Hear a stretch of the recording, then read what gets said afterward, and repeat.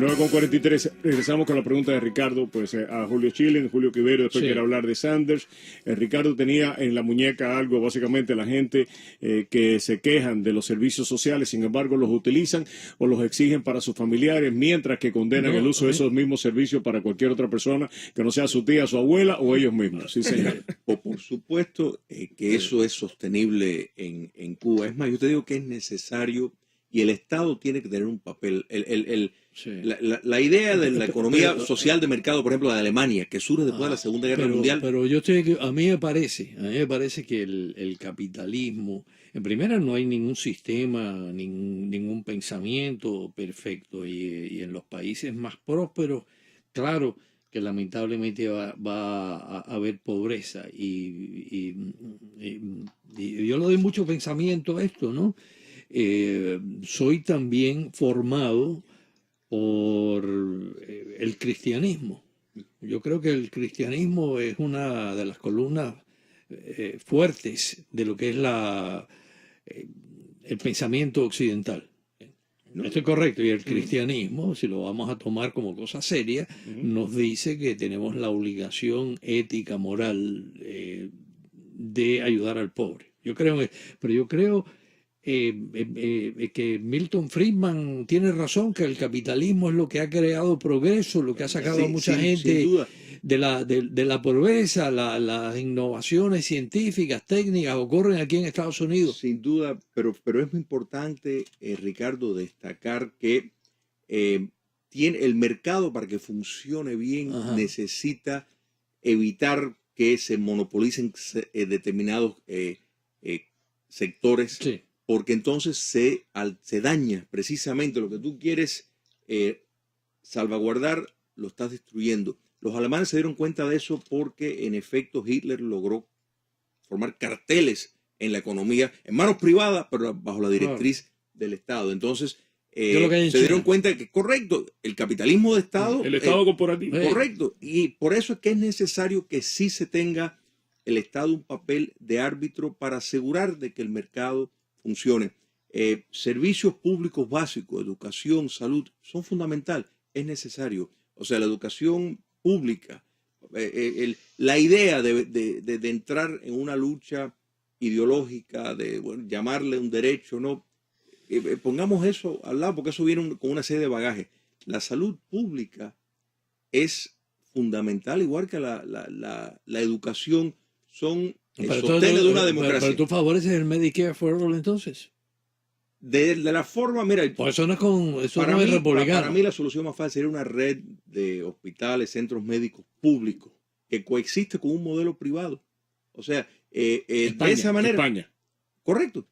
Mira, cuando se privatizó muchos de los servicios médicos en el estado de la Florida, que se le dio a entidades privadas para que lo llevaran a cabo, surgió una corrupción enorme, porque de pronto, como se paga por el servicio, pues vimos entonces cómo cuentas inventadas, cuentas que no existen, y ha proliferado la corrupción, de manera que la solución solamente no está en ponerla en manos privadas. Claro. Y ahí es donde instituciones... Mira, hay médicos que no quieren ser empresarios, que no quieren tener un consultorio, que están contentos trabajando en un hospital público, trabajando en un centro de comunidad público, de manera de que, en mi apreciación, la solución, igual que hay educación pública, colegios públicos, universidades públicas, debe haber centros médicos, hospitales públicos, donde las personas van y se atienden, que puede coexistir perfectamente con lo privado, pero esto aliviaría y ofrece una alternativa a la sociedad. Dispare usted, mi querido... Tú querías hablar de Bernie Sanders. Bueno, no, yo no quisiera hablar mucho sobre Bernie Sanders, no soy muy seguidor de él, pero sí quisiera tocar, ahora que estamos hablando de socialismo y estamos hablando de qué el Estado debe tener, bueno, Bernie Sanders es un ejemplo típico de todo esto, de que el Estado debe tomar más control sobre la economía. Él hizo el anuncio, por cierto, lo hizo muy curiosamente en la Radio Nacional Pública del Estado de Vermont. Y tuvo algunas burlas siendo de la edad que tiene. Bueno, ya él tiene creo que 78 años ya. Cumplió 78 años. Yo recuerdo en el año 80 cuando Reagan salió candidato, que lo criticaban porque tenía 69. Decían que era demasiado viejo. Imagínate, llegamos por 78 y seguimos contando. Las cosas que plantea Sanders son las típicas de toda economía de tipo socialista. O sea, él propone, el mantra de él principal es Medicare for All, o sea, el Medicare para todo el mundo. También propone un salario mínimo de $15 la hora.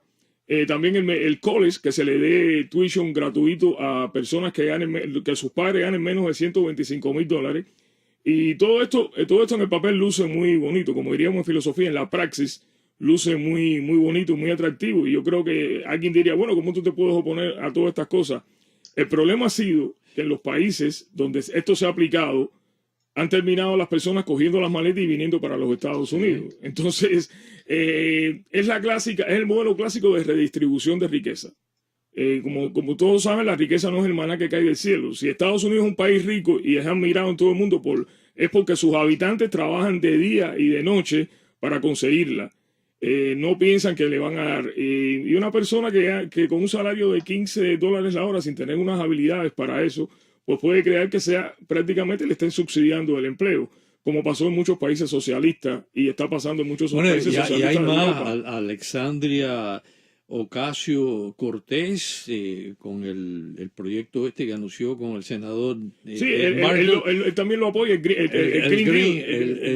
New Deal. Que además de tener que ver con el medio ambiente, ellos dicen que garantiza un empleo para todo el mundo, etcétera, etcétera. El problema es que la riqueza no nace de la nada. Claro. La riqueza se crea. Es que mira, y esto hay que verlo en su contexto. Y digo esto porque me parece que tanto la Cortés como Bernie Sanders, a Bernie Sanders hay que entenderlo, y lo digo sin que su luna de miel la pasó en Moscú. Sí, el problema no son... y cuando había un gobierno estalinista en Moscú. No fue ahora. Exactamente. ¿Qué quiero decir con esto? Que mi problema con Sanders viene más allá de sus ideas económicas, que pueden ser debatidas dentro precisamente de todas las opciones que hay dentro de Estados Unidos, es con su visión de la libertad. Y ahí es donde voy, a donde decía Julio. O sea, si el socialismo conduce inevitablemente a la tiranía cuando haya normales como estos, que básicamente no es que defendan un modelo económico, sino que terminan atentando contra la libertad de uno y de todos a la vez. Ahí es donde yo tengo un problema serio con esta gente. Porque cuando hablamos de que cómo se pagan las cosas y si la redistribución de riqueza, no hubo momento más exitoso desde el punto de vista económico en los Estados Unidos que la década de los 50. Y el impuesto para los ricos era de 90%.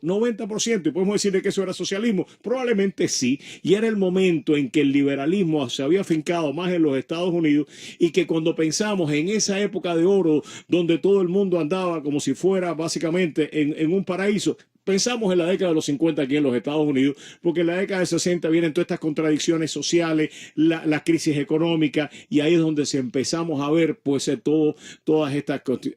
Quiere decir ¿un impuesto solo hace un país socialista? No. ¿Estados Unidos era socialista en la década de los 90, de los 50? No. Había un anticomunismo rampante, y sin embargo los impuestos eran, desde el punto de vista para redistribución y poder invertir en el país, impuestos casi prohibidos, que en este momento lo llamaríamos comunistas.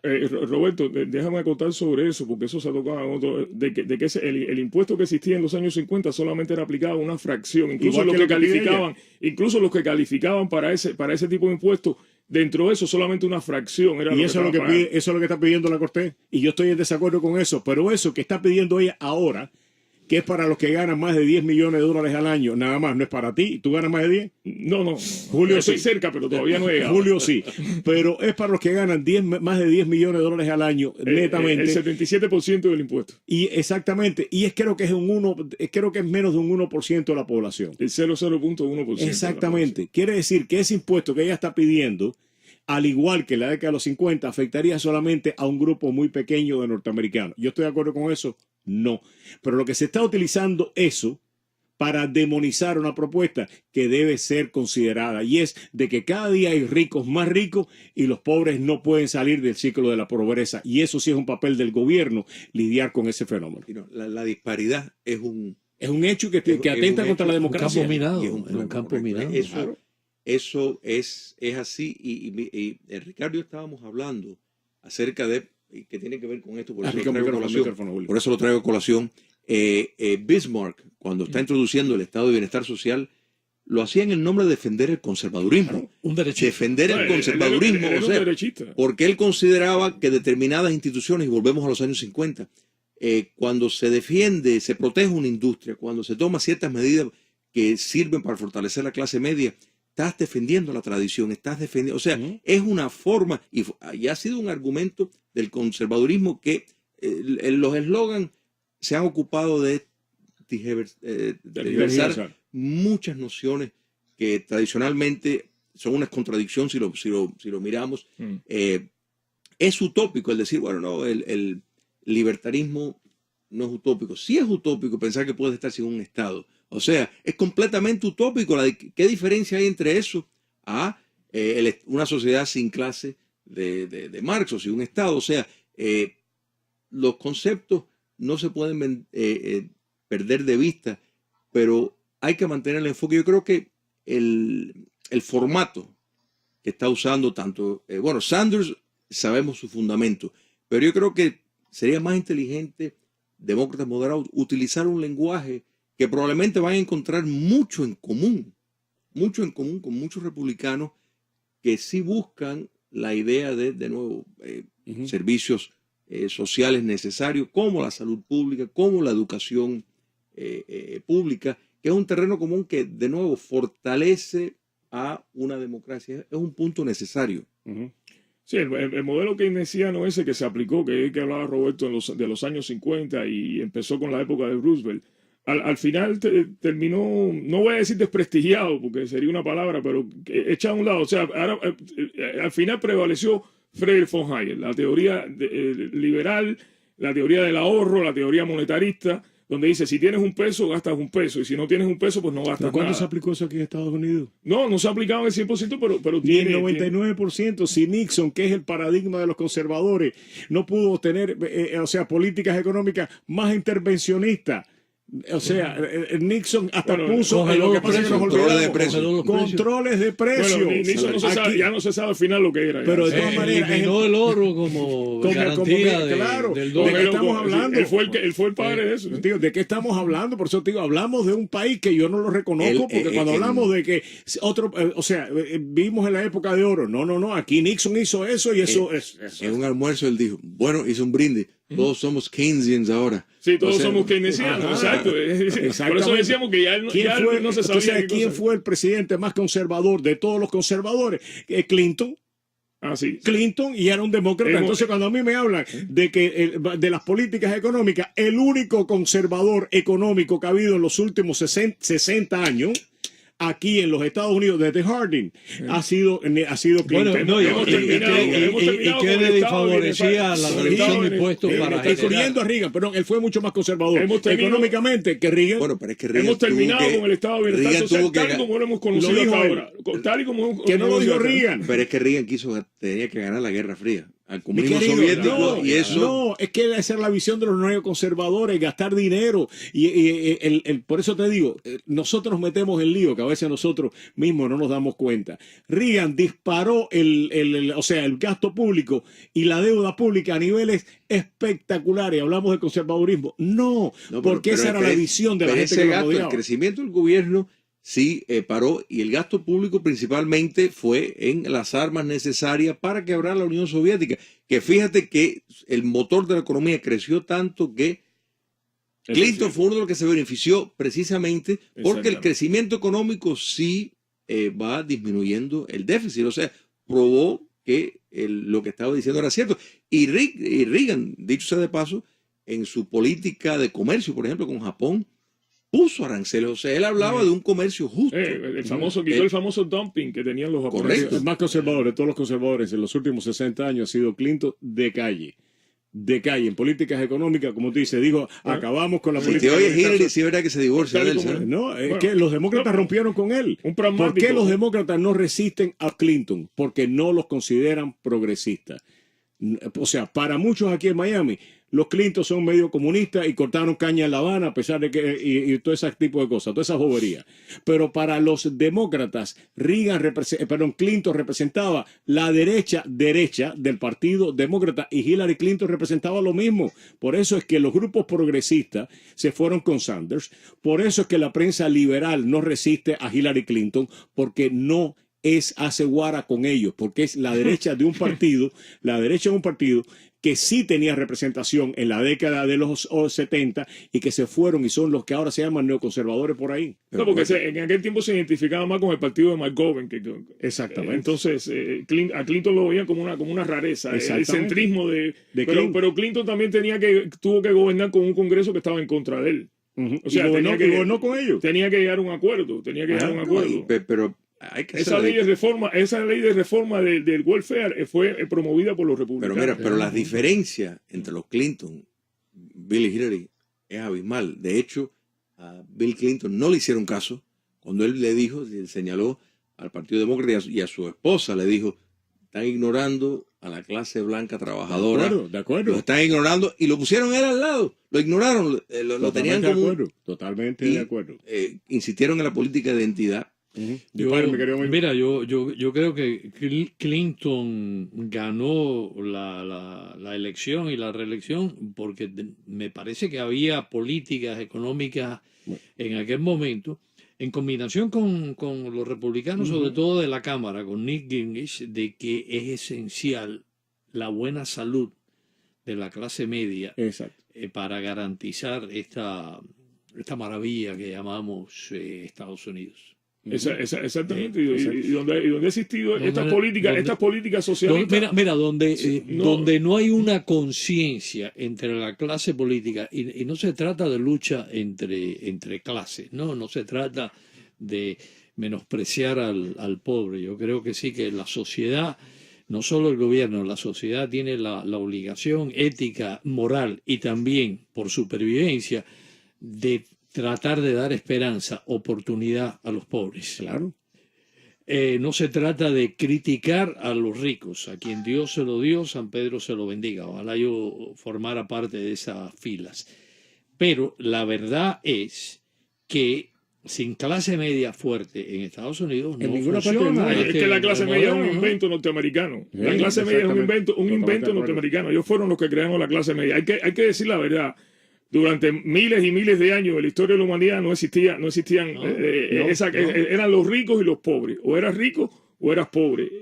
Esta cosa de distribución social y tratar de igualar a los ciudadanos, que no hay ese abismo, es un concepto totalmente norteamericano. Otra cosa, y antes de que termine, que en mis lecturas demasiado apresuradas y probablemente mal digeridas de lo que es el pensamiento conservador, no solo de Estados Unidos, comenzando con Adam Smith, se enaltece como un valor conservador la cordialidad en el diálogo. Eso no existe.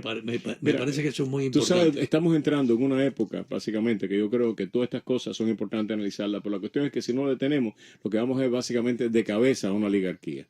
De cabeza, básicamente, a la concentración de riqueza en unos pocos y básicamente que esos pocos sean mantenidos por los muchos. Lo que decía Lenin, la polarización de la riqueza. Eso es lo que estamos viendo, lamentablemente, y que cada día nuestros representantes, en vez de representarnos nosotros, representan a esa gente que tienen el dinero para comprar influencia. Entonces, lamentablemente, ¿vamos a una plutocracia entonces? Plutocracia, mi querido amigo. Es que inevitablemente una plutocracia crea dictadura. Y crea oposición violenta a la dictadura. Exactamente. Jueves, eso es mañana, a las 6 de la tarde, en la biblioteca esa que está ahí en Coral Way y la 94. El programa del evento, moderado por Julio Chilling, Alberto Müller, Alfredo Gómez Llorens, Alberto Luzárraga, Gerardo Martínez Solanas, todos ellos completamente gratis. Puede usted estar allí desde las 6 de la tarde y va a tener una tremenda conversación acerca de las constituciones cubanas y el futuro de la República. Muchas gracias, mi querido Chilling. Gracias, mi querido Quiveiro. Se queda María Fernanda, se queda Versailles, se queda Luisito, Zairena, Alfredo. Yo me voy, regreso mañana a la misma hora. Que Dios nos acompañe a todos. María Julia, mi vieja, nos fuimos.